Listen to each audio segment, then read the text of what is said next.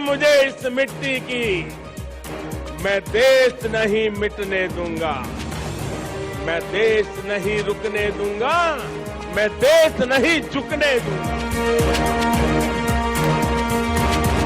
मेरा वचन है भारत मां को, तेरा शीश झुकने नहीं दूंगा।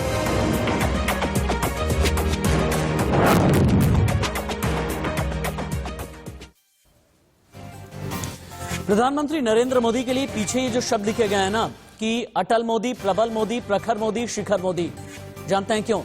क्योंकि दुनिया भर में भी प्रधानमंत्री का डंका बज गया है। देश के 14वें प्रधानमंत्री नरेंद्र मोदी, और नरेंद्र मोदी ने किस तरह से अपने फैसलों के जरिए ये दिखाया, ये बताया कि एक स्टेट्समैन होने का मतलब क्या होता है। जब ये बताया कि अगर कोई राष्ट्राध्यक्ष अमेरिका का है या फिर जर्मनी का है या फ्रांस का है या ब्रिटेन का है या फिर रशिया का है, उससे भी बड़ा कद हो जाने का मतलब क्या होता है। दरअसल एक सर्वे कंपनी है, उसने ये कह दिया है कि पूरी दुनिया में प्रधानमंत्री नरेंद्र मोदी सबसे ज्यादा लोकप्रिय हैं और भारत में सबसे ज्यादा स्वीकार्य हैं। और जब बात एक्सेप्टेंस की आती है ना, और ऐसे में अगर यूएस फर्म या यूएस की सर्वे एजेंसी अगर ये बात कहे तो फिर ये बात बहुत बड़ी हो जाती है। और इसीलिए ये समझना जरूरी है। ये सवाल यहां पर आ जाता है कि क्या आजाद भारत के सबसे सफल प्रधानमंत्रियों में से एक है प्रधानमंत्री नरेंद्र मोदी। प्रधानमंत्री को ये कद देने वाले उनके फैसले हैं, उनकी स्टेट्समैनशिप है, या फिर प्रधानमंत्री जिस तरह से ठसक के साथ में अपने व्यक्तित्व का लोहा मनवाते हैं देश ही नहीं बल्कि दुनिया में। नमस्ते, मैं राशिद। चारों तरफ की तस्वीरें आप देखें, ये 6 साल की तस्वीरें हैं जब प्रधानमंत्री नरेंद्र मोदी भारत से लेकर के 7 समंदर पार तक गए। ये 6 साल की तस्वीरें हैं जब प्रधानमंत्री ने अपना लोहा मनवाया। लेकिन आज की खबर यह है और आज की बहस यह है कि यूएस की सर्वे कंपनी है, नाम है मॉर्निंग कंसल्ट, उसने एक सर्वे किया और सर्वे में प्रधानमंत्री नरेंद्र मोदी को सबसे ज्यादा लोकप्रिय बताया, सबसे ज्यादा स्वीकार्य बताया। और प्रधानमंत्री से पिछड़ने वालों में जानते हैं कौन कौन है? ब्रिटेन के प्रधानमंत्री पिछड़ चुके हैं, जर्मनी के चांसलर एंजेला मर्केल पिछड़ चुकी हैं, यूएस प्रेसिडेंट पिछड़ चुके हैं, रशिया के जो राष्ट्राध्यक्ष हैं वो पिछड़ चुके हैं, इजराइल के राष्ट्राध्यक्ष पिछड़ चुके हैं, और प्रधानमंत्री नरेंद्र मोदी पूरी दुनिया में सबसे आगे हैं। तो ऐसे में सवाल ये उठता है कि प्रधानमंत्री के बड़े फैसलों ने आज देश को अंतर्राष्ट्रीय मंच पर जहां ले जाकर के खड़ा किया है, क्या यही एक वजह है कि प्रधानमंत्री नरेंद्र मोदी आज की तारीख में दुनिया में सबसे सफल प्रधानमंत्रियों में से एक हैं? देश के 14वें प्रधानमंत्री हैं। एक लंबी विरासत है। जवाहरलाल नेहरू, गुलजारी लाल नंदा, लाल बहादुर शास्त्री, इंदिरा गांधी, राजीव गांधी, मनमोहन सिंह, एचडी देवगौड़ा, इंद्र कुमार गुजराल से लेकर के अभी तक। लेकिन इन सभी नामों के आगे आज प्रधानमंत्री का नाम बहुत ही ज्यादा कद वाला क्यों हो गया है, बहुत ज्यादा मजबूत कैसे हो गया है? क्या है नरेंद्र मोदी होने का मतलब? क्या है इतने मजबूत दिमाग का मतलब? क्या है इतने बड़े और कड़े फैसले लेने वाली शख्सियत का मतलब? आपको बताएंगे और दिखाएंगे। लेकिन शुरुआत हमेशा की तरह बड़ी खबर के साथ एक बार फिर पूरी दुनिया में बजा है मोदी का डंका। अमेरिकी कंपनी के सर्वे में दुनिया के सबसे लोकप्रिय नेता बने हैं मोदी। सर्वे में मोदी दुनिया के सबसे स्वीकार्य नेता बने हैं। मॉर्निंग कंसल्ट कंपनी के सर्वे में ये नतीजा निकला है।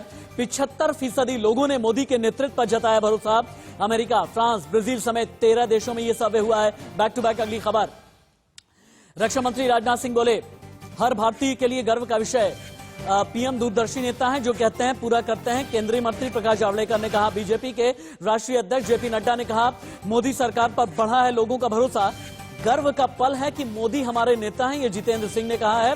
अमेरिकी कंपनी के सर्वे में मोदी बने हैं दुनिया के सबसे लोकप्रिय नेता। बीजेपी के बड़े नेताओं को सुनिए, बड़े बड़े मंत्रियों को सुनिए, और विपक्ष यूएस सर्वे एजेंसी के इस दावे को किस तरीके से देखता है, देखें। प्रधानमंत्री ने विश्व स्तर पर भी कई सम्मेलनों में न केवल भारत का नेतृत्व किया बल्कि विश्व में एक समानता लाने के लिए और जो छोटे और बड़े का अंतर है उसको दूर करने में सहायता की है। नए नए आविष्कारों में, रक्षा के क्षेत्रों में तमाम प्रकार के नए नए जो आविष्कार हुए हैं। हर क्षेत्र में प्रधानमंत्री, चाहे स्वास्थ्य हो, चाहे रक्षा हो, चाहे शिक्षा हो, प्रत्येक क्षेत्र में प्रधानमंत्री का वर्चस्व रहा है कार्यों में। तो प्रधानमंत्री को ये सहज रूप है, संस्था के द्वारा उन्हें सम्मानित किया गया। मैं समझता हूँ हम सब लोग आह्लादित हैं। अमेरिका की एक प्रख्यात आकलन करने वाली संस्था है, सर्वे करने वाली संस्था है मॉर्निंग कंसल्ट्स। और भारत के लिए गौरव का विषय है कि प्रधानमंत्री नरेंद्र मोदी जी का अप्रूवल रेटिंग सबसे ज्यादा 55% आया है।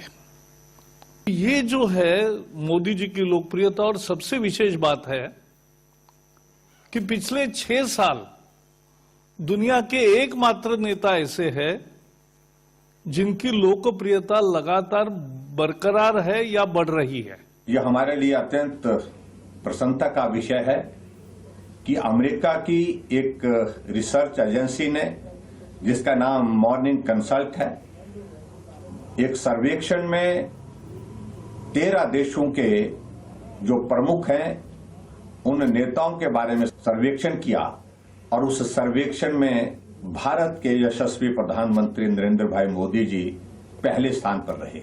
श्री नरेंद्र मोदी जी एक लोकप्रिय नेता के रूप में तो सब लोग जानते ही हैं, और यही एक कारण है लगातार नरेंद्र मोदी जी के नेतृत्व में पूरे भारत में हम हर क्षेत्र में आगे बढ़ते हुए अपनी पहचान बनाने में कामयाब हुए हैं। कई और संस्थाएं भी समय समय पर इस तरह के आंकलन प्रचारित और प्रसारित करती रही हैं। प्रसन्नता की बात है कि भारत के प्रधानमंत्री लोकप्रिय हैं। मुझे बेहद खुशी हुई कि जिस प्रकार का एक यूफोरिया का माहौल एक सेक्शन में बन रहा है, लेकिन अगर कोई एजेंसी आलोचना करे तो यही दृष्टिकोण होना चाहिए। ये नहीं कि ताली बज रही है तो ताली बजाई जाए, लेकिन अगर किसी ने आलोचना कर दी ह्यूमन इंडेक्स को लेकर के, प्रेस फ्रीडम इंडेक्स को लेकर के, तो कहना साहब खारिज करो, ह्यूमन राइट्स के बारे में खारिज करो, ये नहीं होना चाहिए। नजरिया एक होना चाहिए। अब आप ये जान जाएं कि प्रधानमंत्री नरेंद्र मोदी कैसे नंबर 1 बने हैं और कौन सी वो सर्वे एजेंसी है और सर्वे का सैंपल क्या था और सर्वे के रिजल्ट क्या रहे। इंफोग्राफिक स्टूडियो में आपको लेकर के चलता हूं, जिसके जरिए आप जान लेंगे। देखें आप, मॉर्निंग कंसल्ट सर्वे में पीएम मोदी हैं दुनिया के सबसे अधिक स्वीकार्य नेता, यानी accepted leader. Data firm morning consult नेताओं की देश में स्वीकृति यानी कि एक्सेप्टेंस पर नजर रखती है। नरेंद्र मोदी 55% स्वीकृति के साथ दुनिया के नेताओं में टॉप पर हैं, यानी शीर्ष पर हैं। 75% लोगों ने प्रधानमंत्री नरेंद्र मोदी का सपोर्ट किया है। जर्मनी की चांसलर एंजेला मर्केल की जो एक्सेप्टेंस रेटिंग है, यानी जो स्वीकृति रेटिंग है, 24% रही है। ब्रिटेन के प्रधानमंत्री बोरिस जॉनसन की स्वीकृति रेटिंग नेगेटिव रही है, क्योंकि कोरोना को लेकर के बड़े फैसले बोरिस जॉनसन कर नहीं पाए। सर्वे में नमूने का जो सैंपल साइज रहा 2126 रहा। गलती की संभावना 2.2% के आसपास की है। ये मॉर्निंग कंसल्ट सर्वे एजेंसी का दावा है। लेकिन प्रधानमंत्री नरेंद्र मोदी अगर स्वीकार्य नेता बने हैं तो इसके पीछे हैं कई फैसले। एक एक करके आप देखें ये फैसले कौन कौन से हैं। जम्मू कश्मीर से 370 का खात्मा, 3 तलाक का खेल खत्म कर देना, नोटबंदी, कोरोना काल में लॉकडाउन, आतंकवाद पर जीरो टॉलरेंस। आपको बालाकोट स्ट्राइक याद होगा, आपको सर्जिकल स्ट्राइक से लेकर के एयर स्ट्राइक तक आपको याद है। अयोध्या विवाद कांड, मोदी की नागरिकता क्रांति यानी सीए एनआरसी को लेकर के बड़े फैसले करना एक ऐसे वक्त में जबकि विपक्ष की आलोचना का शिकार भी बनना पड़े। जन कल्याण योजनाएं, उज्ज्वला योजना है, जनधन योजना है, गांव के लिए है, शहर के लिए है, जितनी भी जन कल्याण योजनाएं चलाई गई हैं। जीएसटी पर बड़ा फैसला और अब किसान कानून को लेकर के बड़ा फैसला। हालांकि लगभग 40 दिन से ज्यादा होने को आ गए और किसान अभी भी आंदोलन कर रहे हैं। लेकिन क्यों ये कहा जाता है कि भारत में मोदी जैसा पीएम न हुआ और नहीं होगा। और यहां पर ये बता दें कि 2 अलग अलग इंफोग्राफिक इसको पलट पलट करके दिखाते रहे। आजाद हिंदुस्तान के प्रधानमंत्री जवाहरलाल नेहरू, गुलजारी लाल नंदा, लाल बहादुर शास्त्री, इंदिरा गांधी 2 बार बनी, मोरारजी देसाई, चौधरी चरण सिंह, राजीव गांधी, विश्वनाथ प्रताप सिंह, चंद्रशेखर, जिनके बारे में ये कहा जाता था बहुत मुखर हैं, पीवी नरसिम्हा राव, अटल बिहारी वाजपेयी। 13 दिन की सरकार, 13 महीने की सरकार जिन्होंने चलाई और उसके बाद फिर एनडीए की एक सफल सरकार चलाई। एचडी देवेगौड़ा, इंद्र कुमार गुजराल, मनमोहन सिंह और अब प्रधानमंत्री नरेंद्र मोदी। कहा यह जाता है ये जितने भी प्रधानमंत्री हैं, देश के इतिहास में कई ऐसी विरासत है जो बड़े फैसलों के लिए जानी जाती है, लेकिन प्रधानमंत्री नरेंद्र मोदी ने 6 साल में ही अपना कद बहुत ज्यादा ऊंचा कर लिया है। और यही एक वजह है कि देश ही नहीं बल्कि दुनिया में डंका बजता है प्रधानमंत्री नरेंद्र मोदी का। Let's open the debate. और हाँ, डिबेट की मेरी एक ही लाइन है, कि क्या आजाद हिंदुस्तान में पीएम प्रधानमंत्री नरेंद्र मोदी जैसा ना कोई हुआ और न ही आने वाले दिन में होगा। डिबेट को ओपन कर देते हैं। मेरे साथ में हैं यासिर जिलानी, प्रवक्ता है भारतीय जनता पार्टी के, वंदना पांडे राजनीतिक विश्लेषक थोड़ी देर के बाद में जुड़ेंगी, अतुल सक्सेना नेता समाजवादी पार्टी, अनिर्बान बनर्जी टीएमसी के समर्थक, प्रेम कुमार राजनीतिक विश्लेषक मेरे साथ में जुड़े हुए हैं।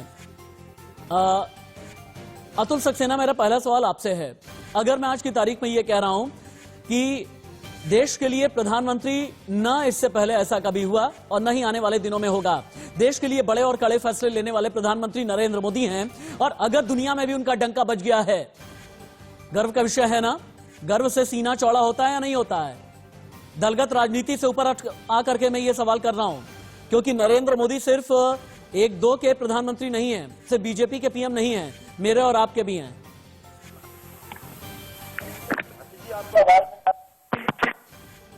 अतुल सक्सेना, सुन पा रहे हैं आप मुझे?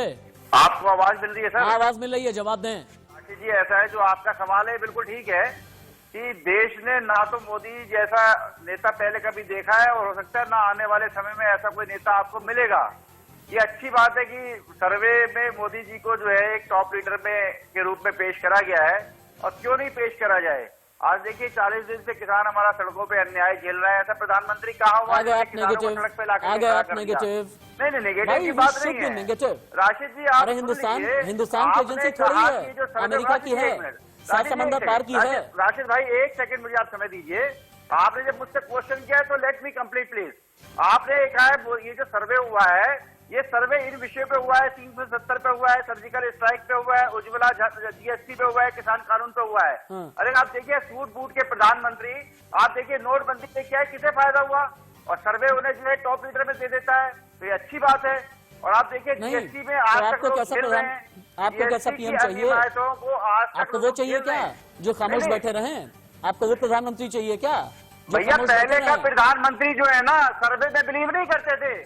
लाल बहादुर शास्त्री जी प्रदेश के प्रधानमंत्री थी, कितने कड़े फैसले लिए आपको पता होगा। पाकिस्तान को जो है भागना पड़ा, जो है जानते हैं अतुल सक्सेना, जब अपने प्रधानमंत्री के लिए इतनी बड़ी अचीवमेंट की बात होती है ना, तो दलगत राजनीति से ऊपर उठ करके बात करनी चाहिए, और फिर उसके बाद संकुचित राजनीति में नहीं पड़ना चाहिए, मेरा ऐसा मानना है।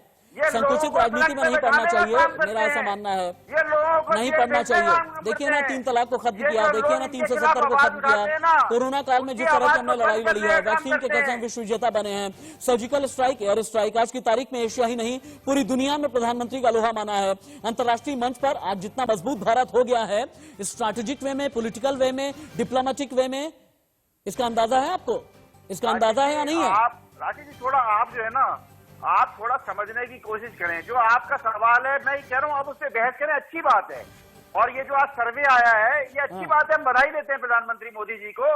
जिस तरीके से फर्जी ईपीएफ जो मशीन है हमारी, वोटिंग मशीन जो है, ईवीएम जो है, उसके आधार पर सत्ता में आ गए, इसी तरीके से फर्जी सर्वे की रिपोर्ट आ गई। अब आप रुक जाओ। अगर भाई ऐसा क्या हो सकता है, क्लास में बच्चा पढ़ाई में वो टॉप कर जाए। यासिर जिलानी, प्रवक्ता भारतीय जनता पार्टी भी जुड़े हैं। यासिर जिलानी, प्रवक्ता भारतीय जनता पार्टी भी जुड़े हैं। होल्ड अतुल सक्सेना हो गया, आप बताइए।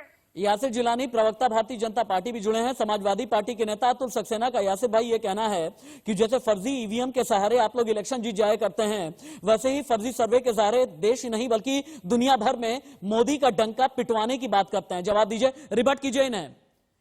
देखिए, सबसे पहले तो मैं जिस मॉर्निंग कंसल्ट ने सर्वे करा है और दुनिया में हमारे प्रधानमंत्री को नंबर 1 पे लेके आया है, मैं उसका धन्यवाद और आभार प्रकट करता हूँ। और आपको कहना चाहूंगा कि ये गर्व की बात है 130 करोड़ भारत के जनमानस के लिए।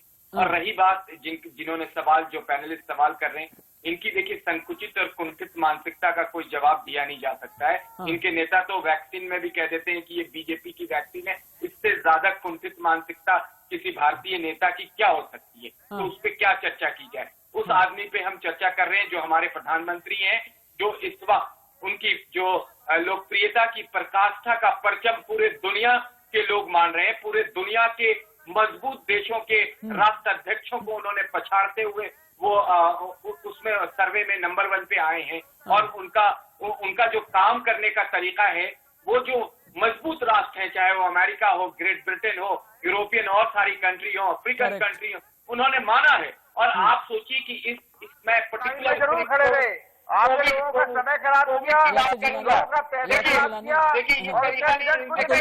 अतुल जी चीख चिल्ला कर डिबेट नहीं होती, मुझे टीआरपी नहीं चाहिए होती। अतुल जी मुझे टीआरपी नहीं चाहिए। अतुल जी एक करके बोलेंगे। अतुल जी नो नहीं, अतुल जी शाब्दिक उग्रवाद नहीं, अतुल जी शाब्दिक उग्रवाद नहीं। अतुल जी चीखना चिल्लाना और दूसरे की बात काटना फ्रस्ट्रेशन की निशानी होती है, ये कुंठा की निशानी होती है जब आप दूसरे की बात काटते हैं। यासिर जिलानी बोलेंगे। नहीं होल्ड ऑन, ना नहीं, यासिर जिलानी बोलेंगे। यासिर बोलिए। मैं ये कह रहा था कि मैं जो एग्जाम्पल देने जा रहा हूँ सिर्फ इस कोविड को लेके जो हमारे प्रधानमंत्री ने दुनिया में मैसेज दिया है, आप यकीन करेंगे कि पोस्ट कोविड के बाद ये इतिहास बनेगा। भारत को लोग एग्जाम्पल के तौर पे दूसरे देश वाले ले रहे हैं कि किस तरीके से इस कोविड जैसी महामारी को हमने अपने सूझबूझ से, हमारी सरकार ने, प्रधानमंत्री के नेतृत्व ने सूझबूझ से संभाला है। और जो रिजल्ट रहा है आप देखिए कि पहले दूसरे महीने के बाद ही जो हमारा जो डेथ रेट था उसका रेशियो पूरे दुनिया में सबसे कम कहीं था तो भारत में था। और जिस तरीके से हमने हमारे स्वास्थ्य के तमाम लगे हुए कर्मचारियों को प्रधानमंत्री बार-बार नमन करते हैं। यासिर भाई मैं एक बार शुरुआत में डिबेट ओपन टू ऑल करना चाहता हूं। अनिर्बान को भी लेकर के आते हैं, टीएमसी सपोर्टर हैं अनिर्बान मेरे साथ में जुड़े हुए हैं। अनिर्बान, हमारे प्रधानमंत्री के लिए अगर मॉर्निंग कंसल्ट जो कि यूएस का एक सर्वे फर्म है उसने ये कह दिया है कि पूरी दुनिया में सबसे ज्यादा स्वीकार्य और सबसे ज्यादा लोकप्रिय नेता प्रधानमंत्री नरेंद्र मोदी हैं, तो इसे ममता बनर्जी भी तो बैठ करके नए साल में देख रही होंगी ना। वही ममता बनर्जी जो हर साल प्रधानमंत्री के लिए शॉल भी भेजा करती हैं, वही ममता बनर्जी जिन्हें इस बार असल में मजबूत प्रतिद्वंदी कोई मिल रहा है तो बीजेपी के तौर पर मिल रहा है। और बीजेपी के तौर पर इसलिए मिल रहा है क्योंकि बीजेपी का फेस प्रधानमंत्री नरेंद्र मोदी हैं। वो फेस जो स्वीकार्य है, वो फेस जो कि मजबूत है, वो फेस जिसके बारे में ये कहते हैं स्टेट्समैनशिप की ऐसी पराकाष्ठा है और फैसले लेने वाली एक ऐसी शख्सियत है जो पश्चिम बंगाल ही नहीं पूरे देश को आज तक कभी मिली ही नहीं ऐसी शख्सियत। सबसे पहले सबको सुप्रभात और शुभ नव वर्ष की हार्दिक शुभकामनाएं।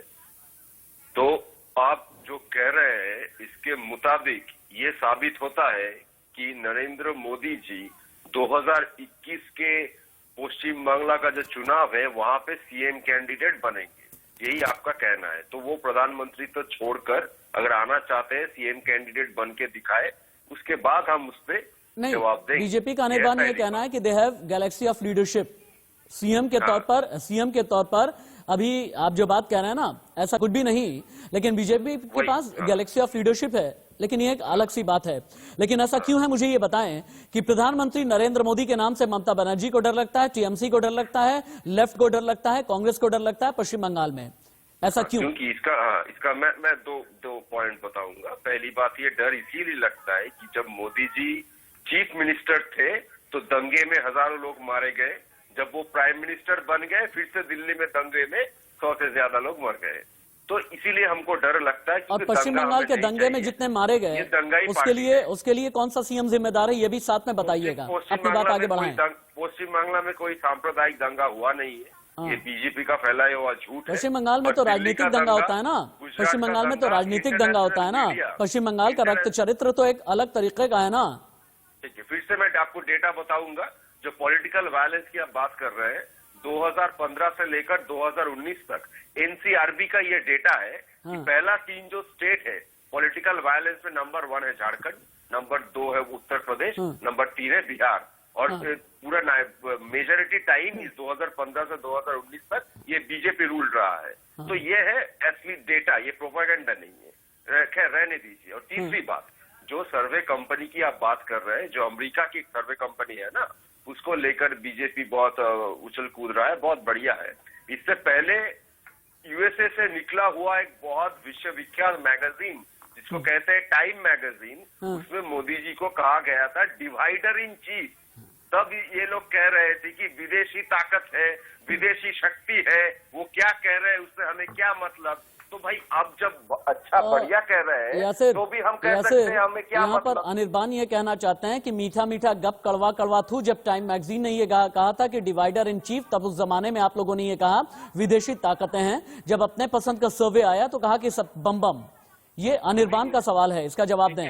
देखिए ये बंगाल से आते हैं और बंगाल की संस्कृति में बड़ी मिठास है, लेकिन जब से ममता बनर्जी जैसी लीडर ने बंगाल को संभाला है, बंगाल एक अलग कल्चर की तरफ चला गया है, जिसको सिलेक्टिव किलिंग कल्चर कहते हैं। सिलेक्टिव किलिंग कल्चर वो है जिसमें सिर्फ भारतीय जनता पार्टी, अरे सुनिए, अरे पहले सुन लीजिए, आप ही यासिर, अपने डिबेट का कैनवास हम हमेशा बड़ा रखेंगे, अपने डिबेट को सिर्फ पश्चिम बंगाल तक सीमित नहीं रखेंगे। अपने डिबेट को हम इस बात पर लेकर के चलना है कि प्रधानमंत्री नरेंद्र मोदी के बारे में ये क्यों कहा जाता है कि अटल मोदी, प्रबल मोदी, प्रखर मोदी, शिखर मोदी, और उनका डंका पूरी दुनिया में बजा है। सवाल यह है, टाइम मैगजीन ने कहा डिवाइडर इन चीफ, आप लोगों ने तब कहा कि विदेशी षड्यंत्र, अपने पसंद का सर्वे आ गया, आपने कहा अरे वाह बहुत बढ़िया हो गया ये तो।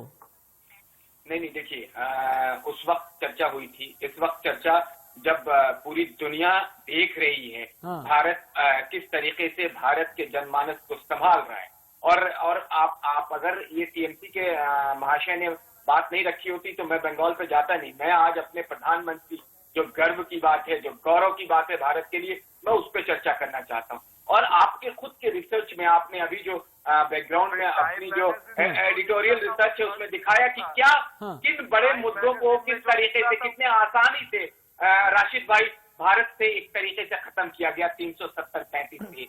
ट्रिपल तलाक का दंश आप जानते हैं कि किस तरीके से महिलाओं ने झेला है। आधी आबादी ने, जो एक समाज की आधी आबादी है, वो किस तरीके से उसमें मुलविस थी और उसको कितना कमजोर कर दिया गया था। आज वो औरतें मजबूत, सशक्त और सशक्तिकरण का एक बड़ी प्रकाष्ठा बनकर उभरी है। आपने देखा किस तरीके से जो भी चीजें सामने, जो हमारे अलग अलग मंत्रालय के कार्यक्रम रहे हैं, अगर मैं सिर्फ माइनॉरिटी मिनिस्ट्री के 4-5 कार्यक्रम को आपके सामने रखूं तो वो सारे कार्यक्रम भारत के उन लोगों को जो कहीं सोच नहीं सकते थे, अंतिम छोर पे खड़े थे, हुनर हाट। आप शायद ये कहना चाहते हैं कि उज्ज्वला योजना, आप ये कहना चाहते हैं कि जनधन योजना, आप ये कहना चाहते हैं कि जन कल्याणकारी जितनी भी योजनाएं हैं। एक मिनट रुके यासिर भाई, रुके। अब मोदी की शख्सियत का अंदाजा किस बात से लगता है? कहते हैं कि किसी भी शख्सियत को अगर मजबूत देखना है, किसी भी शख्सियत को अगर स्वीकार्य देखना होता है ना, तो इसे मैंडेट में कन्वर्ट होना जरूरी है, और मैंडेट के साथ साथ इसे वोट में भी कन्वर्ट होना जरूरी है। और प्रधानमंत्री नरेंद्र मोदी की वजह से भारतीय जनता पार्टी ने 6 साल में आखिरकार कितनी सफलता पाई है।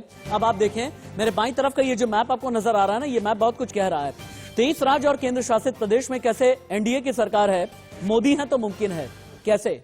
एक एक करके आप देखें, जितने भी राज्य अभी आपको नजर आ रहे हैं, 23 राज्यों में यूपी है, 23 राज्यों में बिहार है, इसके अलावा हिमाचल है, उत्तराखंड है, हरियाणा है, महाराष्ट्र में भी सरकार बनी थी, हालांकि अभी महाराष्ट्र में सरकार नहीं है।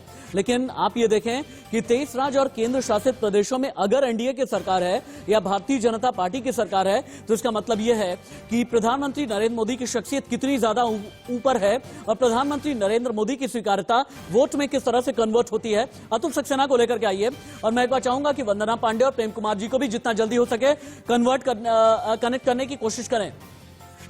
अतुल सक्सेना, आपको लगता नहीं कि जितने क्षत्रप रहे हैं प्रधानमंत्री नरेंद्र मोदी की वजह से, इनकी ठेकेदारी और इनकी दुकानदारी, वो दुकानदारी जो धर्म के नाम पर चलती थी, वो दुकानदारी जो क्षेत्रीयता के नाम पर चलती थी, वो दुकानदारी जो कभी समाजवाद के नाम पर, कभी बहुजन समाज के नाम पर या अलग अलग क्षेत्रवाद के दम पर चलती थी, ये सारी सब कुछ खत्म हो गई है। आपको लगता नहीं?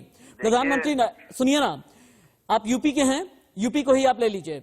अखिलेश यादव, मुलायम सिंह यादव की राजनीति अगर आज की तारीख में हाशिए पर है, इसके पीछे अगर कोई चेहरा है तो प्रधानमंत्री नरेंद्र मोदी। अगर मायावती कहीं पर भी नजर नहीं आती तो इसके पीछे अगर कोई चेहरा है, प्रधानमंत्री नरेंद्र मोदी। बिहार आप चले जाएं, लालू की विरासत खत्म हुई है, प्रधानमंत्री नरेंद्र मोदी। पश्चिम बंगाल में आप चले जाएं, अगर ममता बनर्जी की लकीर छोटी हो रही है, प्रधानमंत्री नरेंद्र मोदी। दक्षिण भारत में आप चले जाएं, कमोबेश इसी तरीके का हाल है।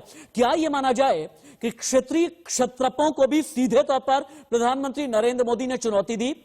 वो लोग जो राष्ट्रवाद की बात ना करके क्षेत्रवाद की बात करते थे, वो लोग जो धर्मांध बना करके अपने फैसले लिया करते थे, वो लोग जो जातिवाद में पनपे रहते थे, पनपा करके रखते थे, उन सभी पर बिजली गिराई है प्रधानमंत्री के फैसलों ने।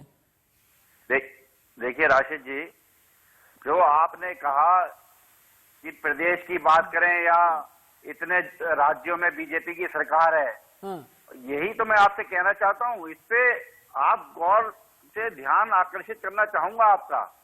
आप ये देखिए कि पिछले 6 सालों में हमारा कोई वर्ग ऐसा नहीं है जो शोषण झेल रहा हो, और कोई आप देखिए 40 दिन से किसान भी सड़कों पे है, रोजगार है नहीं, 2 करोड़ रोजगार देने का वादा किया था वो है नहीं। इसी मानसिकता पर ही सीधे तौर पर चोट करना चाहते हैं प्रधानमंत्री नरेंद्र मोदी। आप कहते हैं वर्ग, ये वर्ग, जाति, धर्म, भेद, वर्ण बंद कीजिए सबको। राशिद जी सुनिए, आपको मजा आएगा, मैं थोड़ा बेस बना लूंगा, आप सुनिए। अब क्या है कि जैसे मोदी जी 19 राज्यों में 20 राज्यों में भाजपा की सरकार है। अब सरकार कब बनती है? सरकार जब बनती है जनता वोट देती है, मैंडेट देती है, और बीजेपी को मिला। और जब आप ये जानते हैं कि हम और आप जैसे साधारण आदमी या कोई भी पार्टी यदि कोई गलत काम करेगी, लोगों के लिए लाभ का काम नहीं करेगी, लोगों को अन्याय के साथ आगे बढ़ाएगी, तो उसे आगे आने वाले समय में वोट नहीं मिलेगा। अतुल सक्सेना, कौन सा गलत काम? एक minute, hold Atul ji, ससम्मान hold. Atul ji रुकिए, कौन सा गलत काम सर?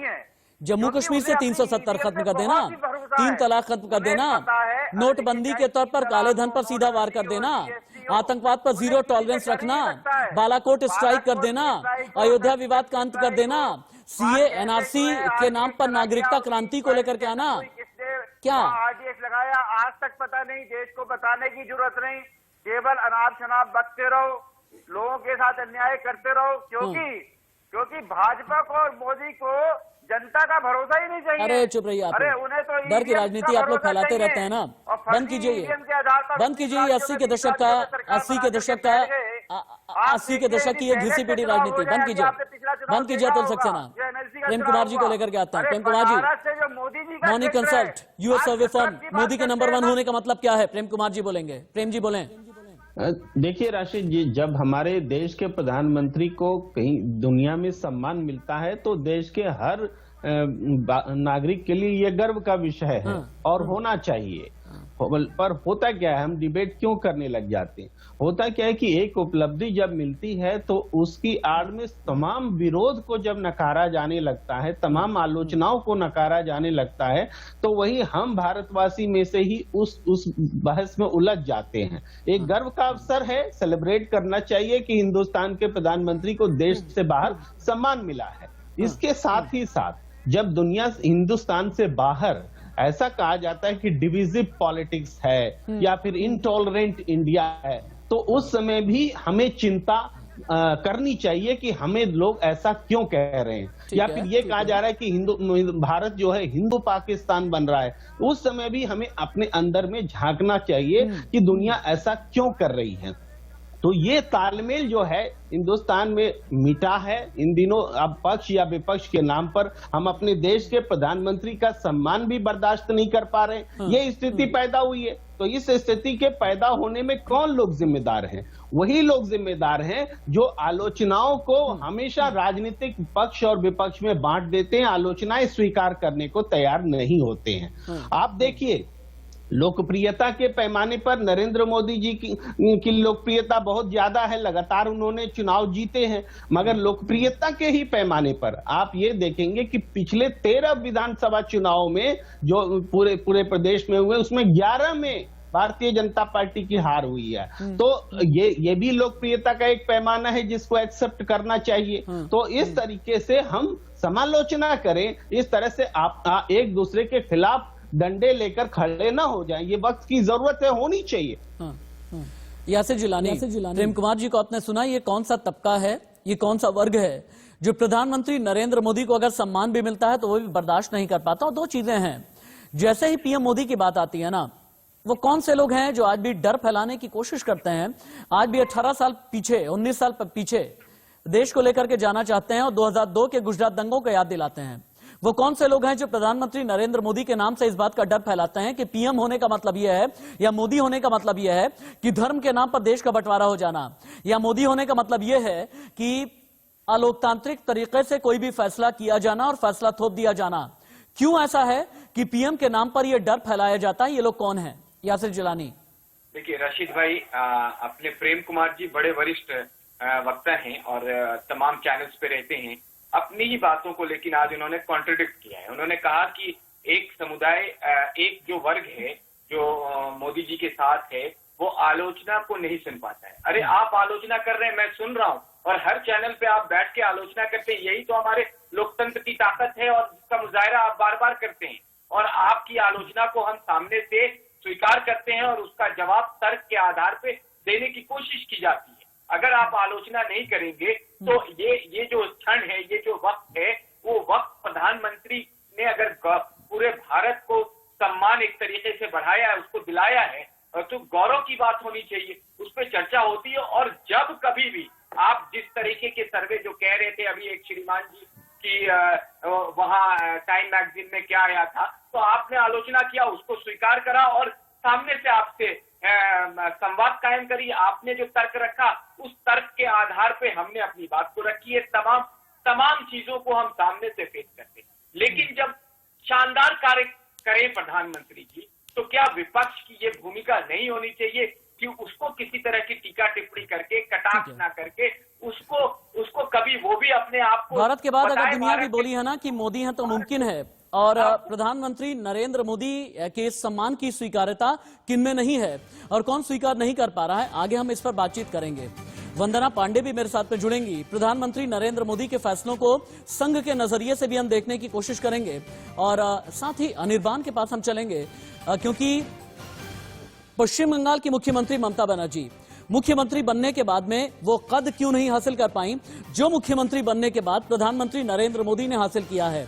याद रखिएगा, इस डिबेट को जब हम आगे लेकर के चलेंगे तो देश के बाकी प्रधानमंत्रियों की भी बात होगी, नेहरू जी की बात होगी, गुलजारी लाल नंदा की बात होगी, लाल बहादुर शास्त्री की बात होगी, इंदिरा गांधी की बात होगी, मोरारजी देसाई की बात होगी, चौधरी चरण सिंह की बात होगी, चंद्रशेखर की बात होगी, विश्वनाथ प्रसाद सिंह की बात होगी, मनमोहन सिंह की भी बात होगी।